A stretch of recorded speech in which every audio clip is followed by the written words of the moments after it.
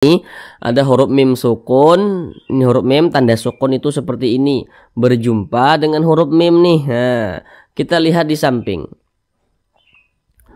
Hukum mim sukun itu ada 3. Sekarang fokus yang di nomor 2. A ini dibaca panjang. Perhatikan. Ini namanya mad wajib muttasil.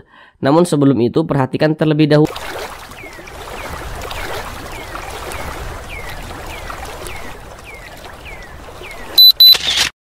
Assalamualaikum warahmatullahi wabarakatuh. Apakah Bapak Ibu Saudara semuanya masih belum lancar dalam membaca Al-Quran, kemudian juga belum memahami ilmu tajwid? Mari belajar mengaji Al-Quran bersama kami. Akan kami jelaskan tajwidnya dengan pelan-pelan, sehingga dengan memahami ilmu tajwid, maka insya Allah bagi Bapak Ibu Saudara semuanya yang belum lancar dalam membaca Al-Quran bisa segera lancar. Kemudian kami doakan semoga Bapak Ibu Saudara semuanya senantiasa dalam keadaan sehat, dipermudah segala urusannya, dikabulkan segala hajatnya, dan senantiasa dilancarkan rezekinya oleh Allah Subhanahu wa Ta'ala. Amin, amin ya rabbal alamin. Baiklah, langsung kita mulai belajar mengaji Al-Qur'annya. Baiklah, kita kali ini akan belajar mengaji Al-Qur'an dengan penjelasan tajwidnya yang pelan-pelan, yakni pada surah Al-Baqarah ayat 200.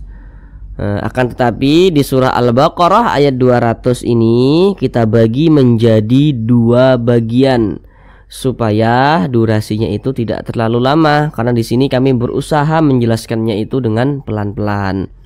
Kita belajarnya itu sedikit-sedikit saja, yang terpenting Bapak Ibu Saudara semuanya langsung dapat memahami ilmu tajwid dengan mudah, sehingga nantinya ketika membaca Al-Quran dapat diterapkan dengan sendirinya.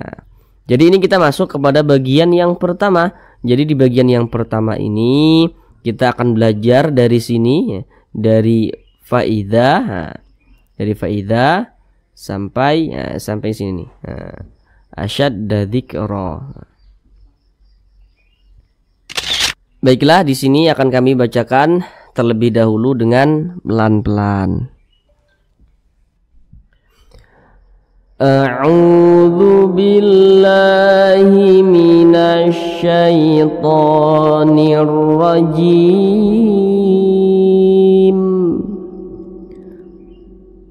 Bismillahirrahmanirrahim.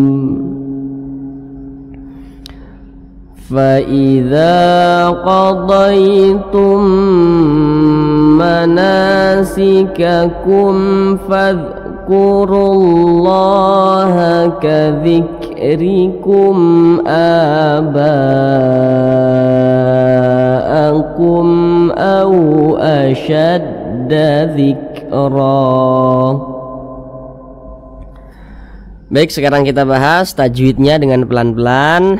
Namun seperti biasa, ada beberapa hal yang kami sampaikan di awal supaya untuk lebih memudahkan Bapak Ibu Saudara semuanya dalam memahami apa yang kami sampaikan. Yang pertama, kalau nanti kami katakan huruf di belakangnya atau huruf sebelumnya, maka itu huruf yang berposisi sebelah kanan. Nah, sebelah kanan berarti sebelah sini. Nah, kalau nanti kami katakan huruf setelahnya atau huruf di depannya, maka itu adalah huruf yang berposisi sebelah sini, sebelah kiri, sebelah kiri. Baik, yang pertama di sini ketika kita mengucapkan huruf fa, maka ada nafas yang mengalir ketika kita mengucapkannya. Faida, fa, jangan pa, jangan fa, faida, begitu. Karena huruf fa itu adalah salah satu huruf yang memiliki sifat hamz. Jadi ketika kita mengucapkannya, maka ada nafas yang mengalir. Faida, faida, seperti itu. Kemudian za dibaca panjang. Nah, perhatikan rumus mad tabi'i yang di kotak nomor 3.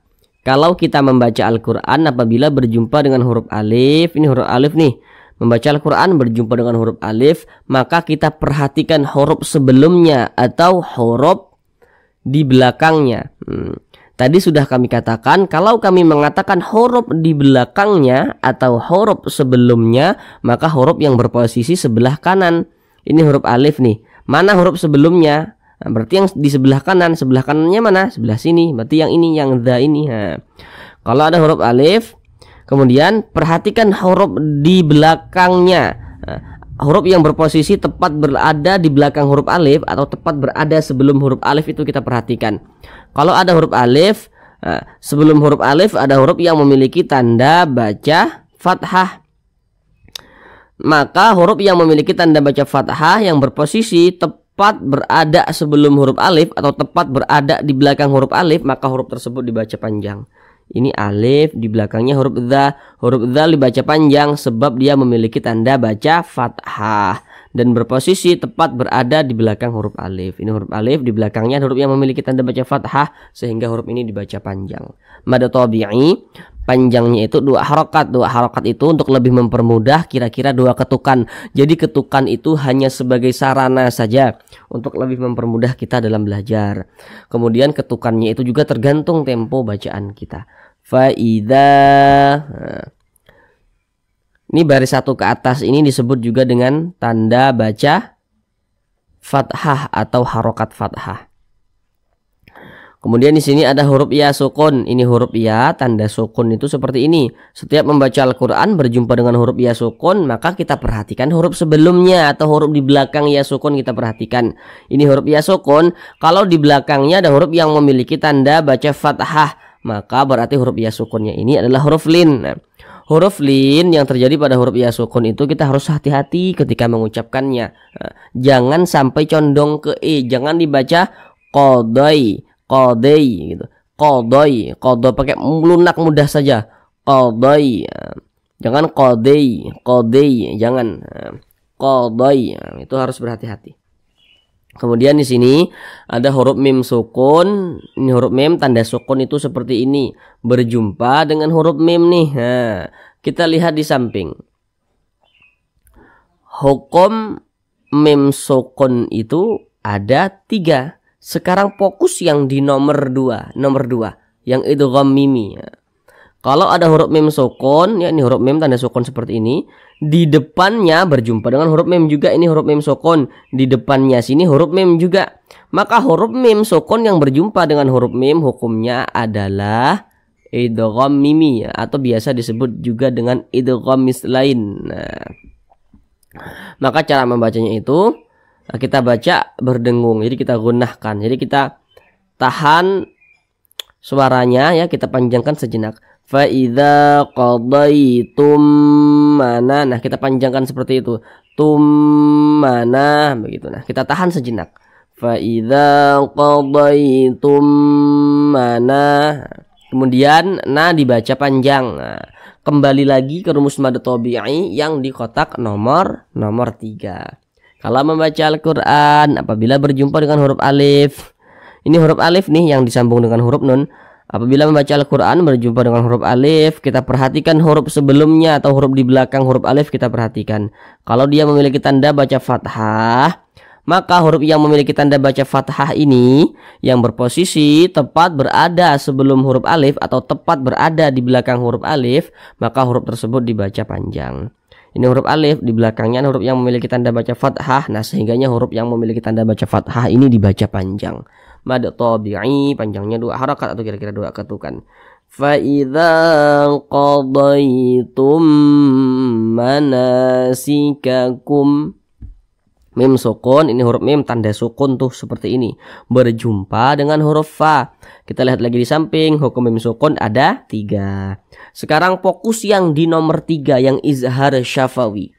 Kalau membaca Al-Quran berjumpa dengan huruf mim sukun, di depannya sini bukan huruf ba, bukan huruf mim, maka hukumnya adalah izhar syafawi. Ini huruf mim sukun nih, di depannya sini huruf fa, bukan huruf ba, bukan huruf mim, maka hukumnya adalah izhar syafawi. Nah, kalau ini tadi di depannya sini huruf mim, maka hukumnya idgham mimi. Kalau ini huruf mim sukun di depannya huruf fa, bukan huruf ba, bukan huruf mim, maka hukumnya izhar syafawi. Izhar dibaca jelas, tidak berdengung. Jadi dibaca pendek saja. Sikakum fadhkurullah. Sikakum fadhkurullah. Jangan dibaca sikakum fadhkurullah. Jangan dipanjangkan seperti itu, dibaca pendek saja. Sikakum fadhkurullah, pendek gitu. Sikakum fadhkurullah gitu. Jangan dipanjangkan, jangan dibaca kum fadhkurullah, jangan, pendek saja. Kemudian di sini ada huruf ra. Huruf ra ini dia memiliki tanda baca dhammah. Huruf ra yang memiliki tanda baca dhammah ya. Huruf ra yang memiliki tanda baca dhammah. Kemudian dia di tengah bacaan seperti ini, maka huruf ra tersebut dibaca tafkhim, dibaca tebal begitu. Maka ketika kita mengucapkannya, pangkal lisan kita itu naik terangkat ke atas. Fadhkurullah, kurullah, kurullah, fadhkurullah, seperti itu. Kemudian di sini ada lafaz Allah. Setiap kita membaca Al-Qur'an apabila berjumpa dengan dengan lafaz Allah ya. Kalau membaca Al-Qur'an berjumpa dengan lafaz Allah, maka kita perhatikan huruf yang berposisi tepat berada di belakang lafaz Allah, atau huruf yang berposisi tepat sebelum lafaz Allah yang memiliki tanda baca atau yang memiliki harokat. Nah, ini lafaz Allah nih. Mana huruf yang memiliki harokat atau yang memiliki tanda baca? Ini lafaz Allah. Mana huruf di belakangnya atau huruf sebelumnya yang memiliki harokat? Nah, berarti huruf ra ini. Kalau di sini lafaz Allah, di belakangnya sini ada huruf yang memiliki tanda baca. Tanda bacanya itu yang kita perhatikan. Kalau lafaz Allah di belakangnya ada huruf yang memiliki tanda baca dhammah atau tanda baca fathah, maka lafaz Allahnya dibaca tebal, dibaca tafkhim. Ini lafaz Allah yang kita temui di sini. Di belakang lafaz Allah ada huruf yang memiliki tanda baca dhammah nih, tanda baca dhammah. Maka lafaz Allah ini dibaca tafkhim, dibaca tebal. Fadhkurullah, rullah, jangan dibaca rullah jangan, tapi ditebalkan. Fadhkurullah, seperti itu. Kemudian di sini ada alif lam nih, ada alif, ini ada huruf lam. Setiap membaca Al-Qur'an apabila berjumpa dengan huruf alif lam, maka kita perhatikan huruf yang berposisi di depan huruf lam. Nah, ini huruf alif, ini huruf lam. Di depan huruf lam ini huruf apa? Di sini di depannya huruf lam lagi nih, huruf lam lagi nih. Nah, kita lihat di samping. Huruf lam itu termasuk salah satu huruf syamsiyah, maka alif lam berjumpa dengan huruf lam, hukumnya adalah alif lam syamsiyah. Alif lam syamsiyah itu biasa disebut juga dengan idgham syamsiyah. Kenapa disebut idgham? Karena cara membaca huruf lamnya ini itu dibaca idgham. Jadi huruf lamnya ini tidak dibaca di sini. Tidak ada tanda bacanya kan? Langsung masuk ke huruf yang di depannya ini. Jadi jangan bingung. Nah, kemudian fadhkurullah, kemudian lafaz Allah ini dibaca panjang. Perhatikan tanda mad atau tanda panjang yang di kotak nomor 4.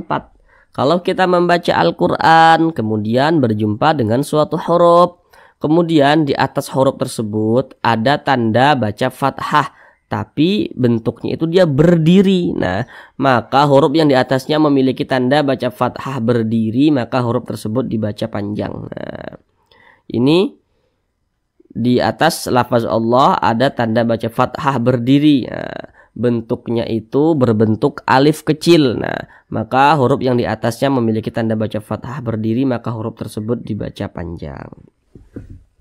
Mad tabi'i panjangnya 2 harakat atau kira-kira 2 ketukan.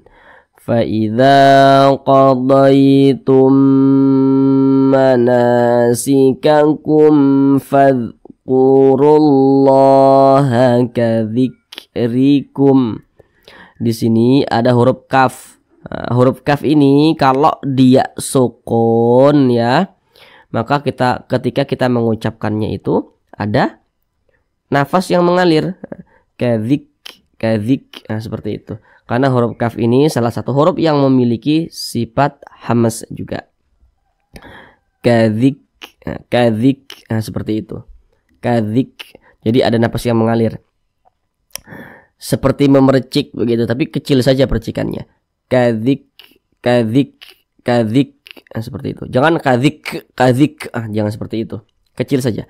Kadzikrikum. Nah, kemudian huruf ra ini dia memiliki tanda baca kasrah. Baris satu ke bawah ini disebut juga dengan tanda baca kasrah. Huruf ra yang memiliki tanda baca kasrah maka dibaca tipis, dibaca tarkik. Nah, jadi pangkal lidah kita itu tidak terangkat ke atas, tidak terangkat. Kadzikrikum. Nah, kemudian di sini ada huruf mim sukun. Ini huruf mim tanda sukun seperti ini berjumpa dengan huruf hamzah. Loh, bukan ini huruf alif, kok ini huruf hamzah? Perlu untuk kita ingat, kalau kita membaca Al-Quran, apabila berjumpa dengan huruf alif yang memiliki tanda baca, maka itu adalah huruf hamzah. Jadi huruf hamzah itu bisa ditulis seperti ini, bisa ditulis juga dalam bentuk seperti ini. Nah, kita lihat di samping hukum mim sukun ada 3, fokus lagi di nomor 3. Kalau membaca Al-Quran berjumpa dengan huruf mim sukun, di depannya sini bukan huruf ba, bukan huruf mim, maka semua hukumnya namanya izhar syafawi. Ini huruf mim sukun, di depannya ini huruf hamzah, bukan huruf ba, bukan huruf mim, maka hukumnya izhar syafawi. Maka dibaca jelas, tidak berdengung, dibaca pendek saja. Kadzikrikum abaakum. Jangan dibaca kadzikrikum abaakum, jangan dipanjangkan seperti itu, pendek saja, jelas. Kadzikrikum abaakum. Nah, kemudian ini dibaca panjang. Perhatikan tanda mad atau tanda panjang yang di kotak nomor 4. Kalau membaca Al-Quran, apabila berjumpa dengan suatu huruf, kemudian di atas huruf tersebut ada tanda baca fathah berdiri, nah, maka huruf yang di atasnya memiliki tanda baca fathah berdiri, maka huruf tersebut dibaca panjang. Nah, ini di atasnya ada tanda baca fathah berdiri, sehingganya A ini dibaca panjang. Ini namanya adalah mad badal. Nah, kenapa mad badal? Jadi kalau ada huruf hamzah ya yang dibaca panjang ya, maka salah satunya namanya adalah mad badal. Nah, ini panjangnya itu sama dengan mad tabi'i, yakni 2 harokat atau kira-kira 2 ketukan. Jadi yang terpenting kalau untuk di awal-awal itu kadar panjangnya yang kita ingat. Kalau untuk nama-nama madnya itu, kalau untuk di awal-awal ya supaya lebih memudahkan, tidak perlu diingat terlebih dahulu juga tidak apa-apa. Yang terpenting tahu kadar panjangnya, tahu oh ini tanda panjangnya kita tahu, seperti itu. Kemudian di sini ba dibaca panjang. Ini namanya mad wajib muttasil. Namun sebelum itu perhatikan terlebih dahulu rumus mad tabi'i yang di kotak nomor 3. Kalau membaca Al-Quran, apabila berjumpa dengan huruf alif, nih huruf alif nih yang disambung dengan huruf ba. Apabila membaca Al-Quran berjumpa dengan huruf alif, kita perhatikan huruf di belakangnya atau huruf sebelumnya. Kalau ini huruf alif, di belakangnya ada huruf yang memiliki tanda baca fathah nih. Maka huruf yang memiliki tanda baca fathah ini yang berposisi tepat berada di belakang huruf alif dibaca panjang. Nah, kemudian ini kan mad tabi'i, kemudian dia berjumpa dengan huruf hamzah. Nah, tapi di satu kalimat, nah, atau masih di satu kata, maka namanya berubah menjadi mad wajib muttasil. Nah, panjangnya itu 5 harokat atau kira-kira 5 ketukan. Apakah boleh dibaca 4 harokat? Boleh juga. Boleh juga dibaca 4, boleh juga dibaca 5, seperti itu.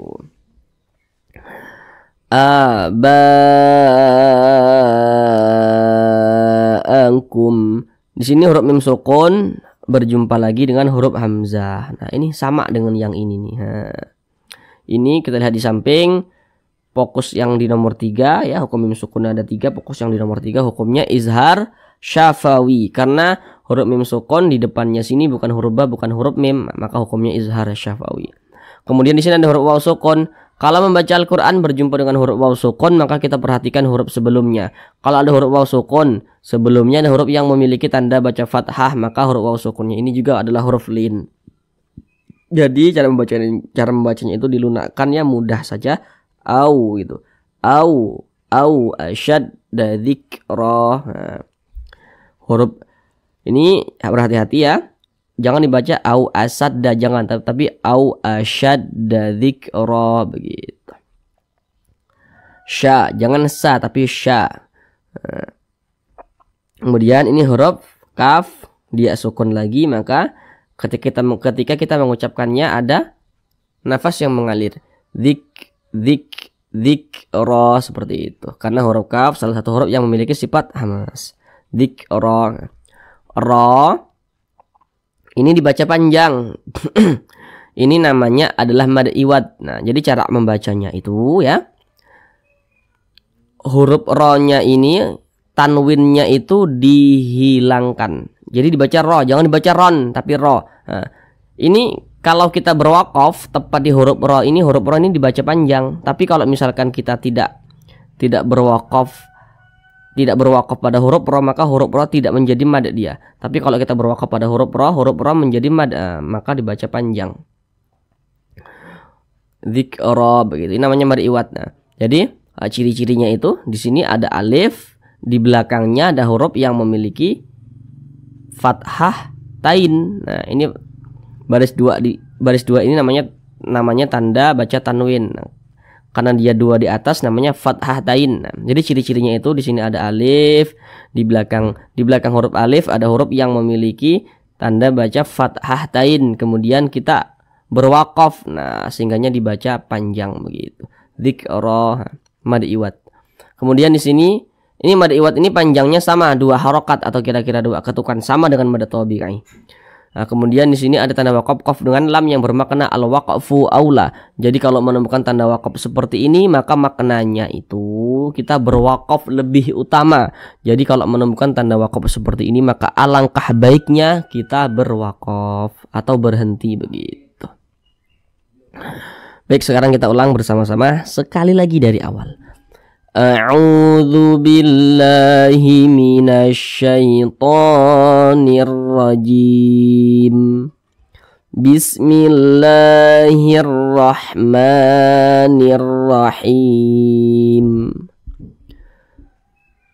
فَإِذَا قَضَيْتُم مَّنَاسِكَكُمْ فَاذْكُرُوا اللَّهَ كَذِكْرِكُمْ آبَاءَكُمْ